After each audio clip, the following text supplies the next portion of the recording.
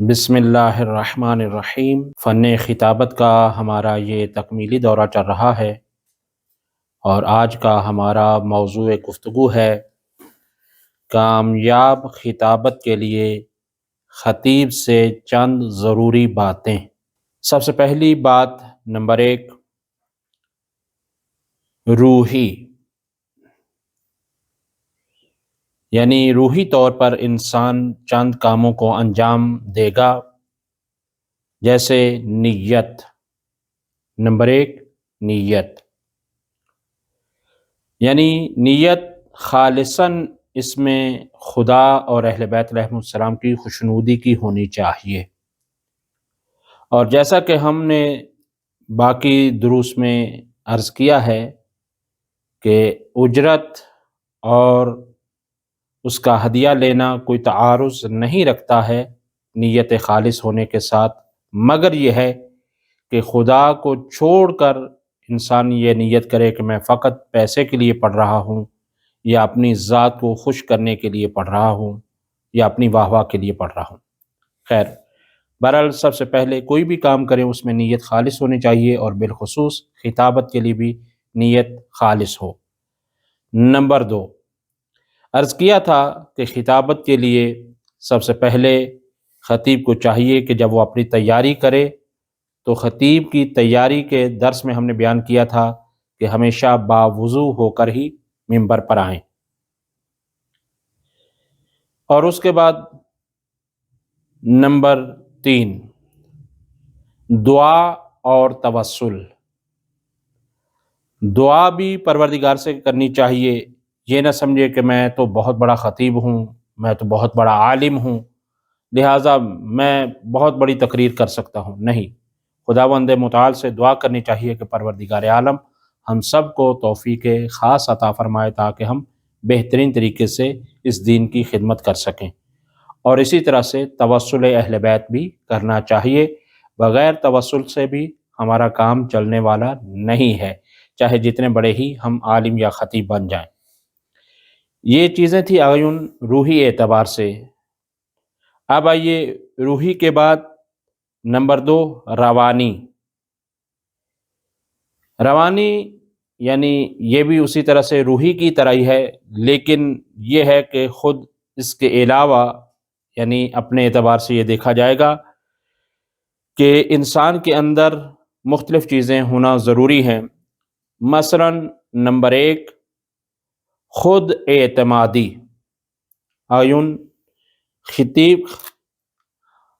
خطیب کے لیے خود اعتمادی انتہائی ضروری ہے۔ اگر اسے خود اعتمادی نہیں ہے تو وہ تقریر کو جم کر صحیح طریقے سے نہیں پڑھ سکتا۔ اسی کے ساتھ نمبر 2، ٹائم ٹیبل۔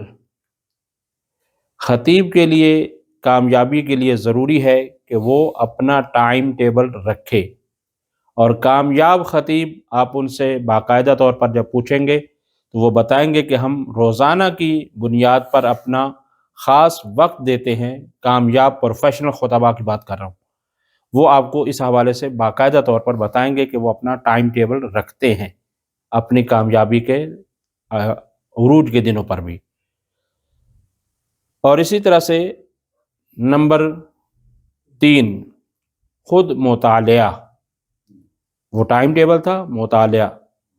اب مطالعہ انسان کی زندگی کا حصہ ہوتا ہے، جیسا کہ ہم نے کتاب کی جب تعریف کی اور اس میں عرض کیا تھا کوئی رفیق نہیں ہے کتاب سے بہتر، سب سے بہترین انسان کا دوست وہ کتاب ہے۔ لہٰذا مطالعہ اگر ڈیلی بنیاد پر ٹائم ٹیبل بھی ہونا چاہیے، یعنی صبح شام دوپہر جب بھی پڑھنا ہے، اور مطالعہ بھی ہونا چاہیے تسلسل کے ساتھ۔ اگر مطالعہ چھوڑ دیں گے تو یاد شدہ چیزیں بھی بھول جاتی، چاہے جائے کہ اس میں مزید ایڈ ہوں۔ نمبر 4، آرامش یعنی استراحت۔ استراحت بھی ہونا انتہائی ضروری ہے۔ نمبر 3، جسمی، جیسا کہ روحی، روانی اور جسمی۔ نمبر 3،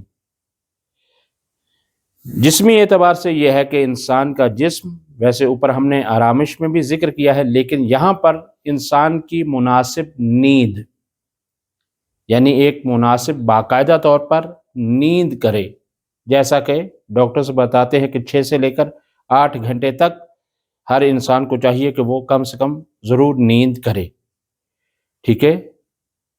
نمبر 2، مناسب غذا۔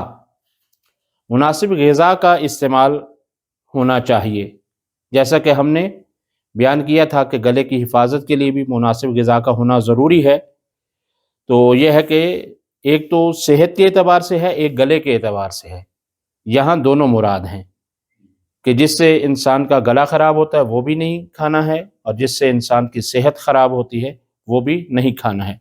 مثلا یہ ہے کہ بلڈ پریشر والا مریض ہے اور نمکیات کھا رہے ہیں، زیادہ نمک کھائے گا تو مریض ہو جائے گا، لہٰذا اس چیز کا بھی خیال رکھنا ہے۔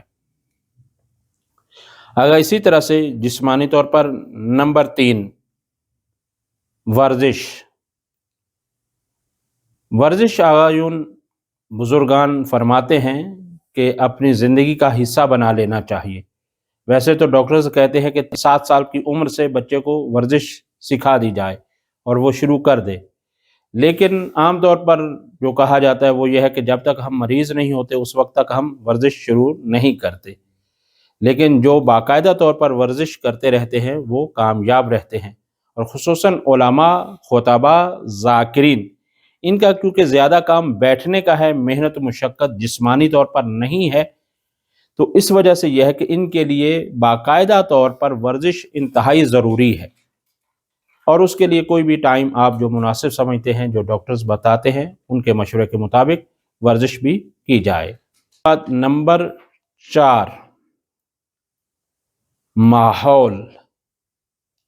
خطیب کامیاب بننے کے لیے اس کے لیے مناسب ماحول کا ہونا بھی ضروری ہے۔ اس کے لیے کیا کیا چیزیں ہیں؟ ماحول کیسا ہونا چاہیے؟